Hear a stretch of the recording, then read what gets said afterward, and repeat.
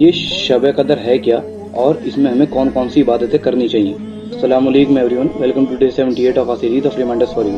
تو جیسے کہ آپ جانتے ہیں کہ رمضان کی ان آخری 10 راتوں کو بہت زیادہ افضل بتایا گیا ہے، جس میں کہ شب قدر جو ہے، جس میں قرآن کی بھی صورت ہے جس میں کہا گیا ہے کہ انا انزلناہ فی لیلۃ القدر، یعنی کہ ہم نے پہلی وحی کے بعد جو فوراً وحی آئی اس کے بعد یہ والی وحی آئی، اور جس میں یہ بتایا کہ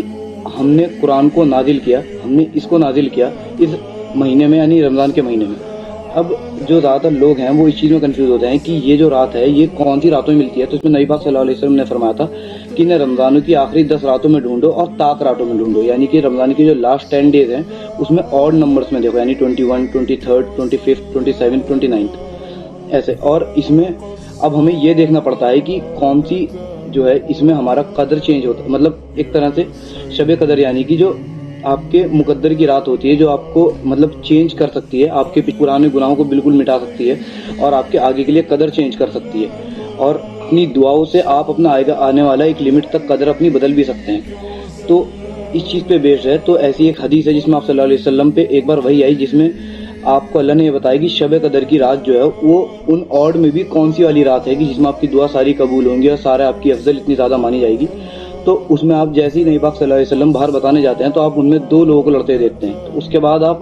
بتانے والے ہوتے ہیں تو آپ ان لوگوں سے کہتے ہیں کہ میں بتانے تو تاریخ آیا تھا تمہیں کہ شب قدر کی کون سی تاریخ ہے جس میں آپ کو لیلۃ القدر اٹسیلف مل سکتی ہے، لیکن میرے جیسے میں نے لڑتے ہوئے دیکھا ان 2 شخص کو تو اللہ نے میرے سے علم چھین لیا۔ تو یہی چیز ہوتی ہے کہ ہمیں ڈھونڈنی پڑتی ہے اس چیز کا کہ کون سے راتوں میں، ویسے تو آپ کی 5 راتیں ہیں جو آڈ میں آتی ہیں اور آپ کو ان 5 میں عبادت کرنی پڑتی ہے۔ اب جیسے ہی قرآن میں اسی آیت میں جو میں نے ابھی سورہ پڑھی تھی اس میں ایک اور جگہ آیا خیر من الف شہر، یعنی کہ یہ جو رات ہے وہ آپ کے 1000 مہینوں سے بہتر ہے۔ اب آپ سوچ رہے ہیں کہ صرف ایک رات کچھ گھنٹہ آپ کے 1000 مہینوں کی عبادت سے، 1000 مہینوں کی دعاؤں سے بہتر ہے، تو اتنی گولڈن اپارچونٹی کو مس نہ کیجیے۔